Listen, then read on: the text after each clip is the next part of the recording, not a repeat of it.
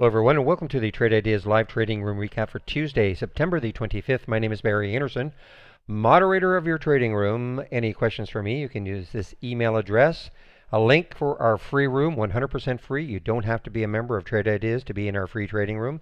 I open the room at about 9 o'clock Eastern Time. That's when I start to share my screen. I get live on the mic at 9:05. Go to 3:30 Mondays to Thursdays and 5 o'clock on Fridays. Here's a link for a subscription. In this email, you'll see a promo code for 15% off instantly, either on the first month of a standard or premium service or the entire year of a standard or our premium service. All right. Well, my goodness, another interesting day. Interesting for me in that I actually did some pre-market work. Haven't taken a pre-market trade for a bit, but took this one. Now, this one, you know, everybody, of course, I guarantee you, was looking for the next SEAX. What was going to be it? So this is same sector, not that that has anything to do with it, but it's another low float situation. So this is what SAEX did yesterday.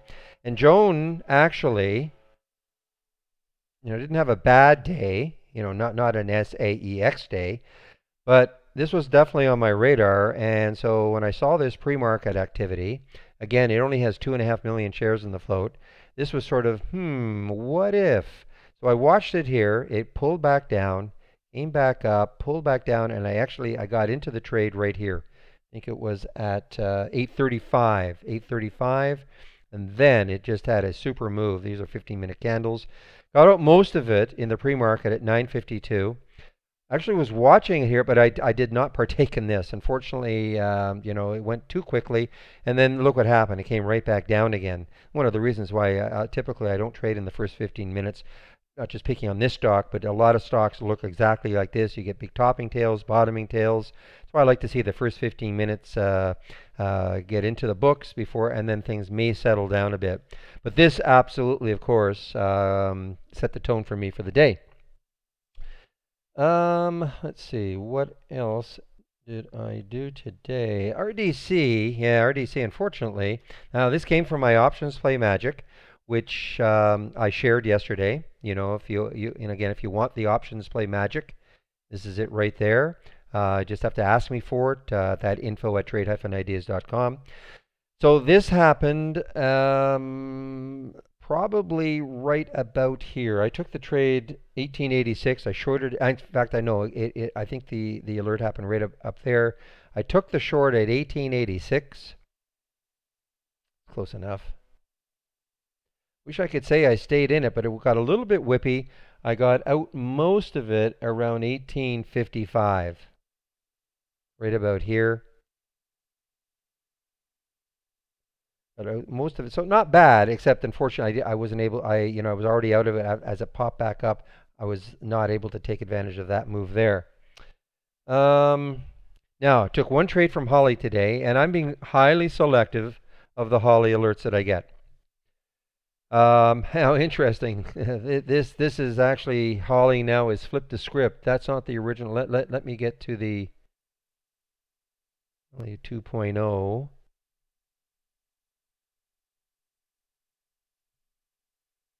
Notice here, okay, so Holly flipped the script later on in the day. Interesting.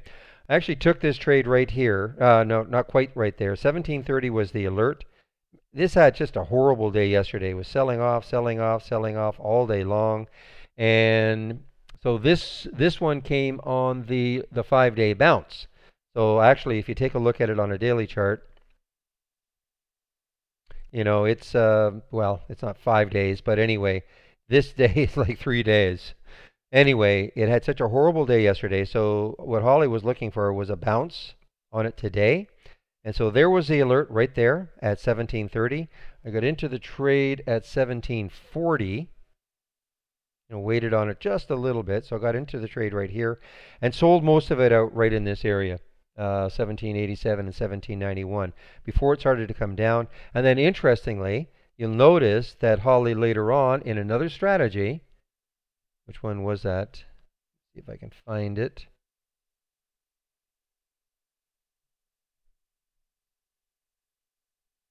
Okay, it must have been Holly Neo. Just 1 second, please. I'll find it. Here we go. No.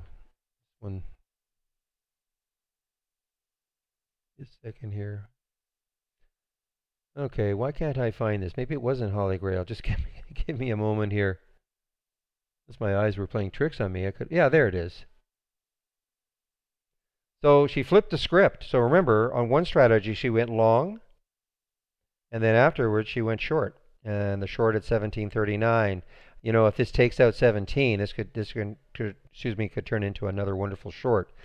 Um, so that was it for me and Holly. Again, I'm very, very selective in what I'm doing. Let me just, sorry about that. Get rid of the.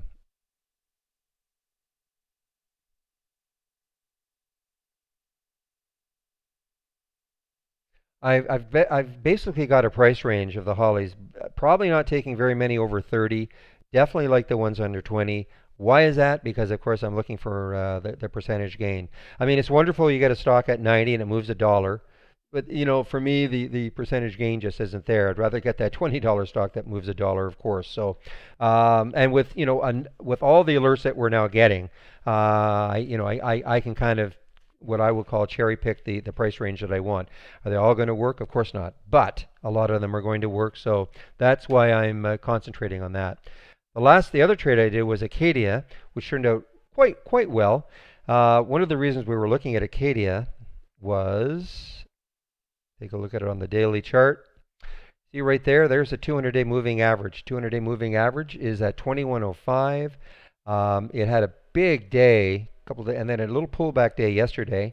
And in fact, I thought they did a financing. I could have sworn they might have done. Maybe I'm wrong, but anyway, I waited on that to see if it could take out the 200-day moving average. Actually, had a price alert right around here. 2105. It's gone now because I have removed my price alerts. So when it popped through that 2105, I took the trade right here, and boy, did it ever move nicely. I got in at 2114 right here, and out most of my trade at 2163 before it came back down again. So yeah, another nice day in the room. I mean, we just have great days in the room. Seems like every single day, lots of things to look at, and we're not in earning season at all. We're still a good month away, before we really get into earning season. So the low floaters are really, really. I mean, this is one that I did not take to my chagrin. JAGX. Now I saw this one in the pre-market. Actually, so it had news after hours yesterday. Collaboration deal with Knight Therapeutic. I've seen this one before. Typically, what I've seen before is it might have a little pop and then just fade. Not today. Man, oh man, what a trade that a lot of people took. I was a little worried up here because there's the 200-day moving average right at 189. Take a look on the daily chart. You'll see it. There's the 200-day moving average, and I thought, okay, it might stall there. Not that if you had taken it just over a dollar and $1.89, that's still a tremendous move. But boy, it just absolutely roared through that 200-day right here, 189, got as high as 250. Now it's starting to pull back.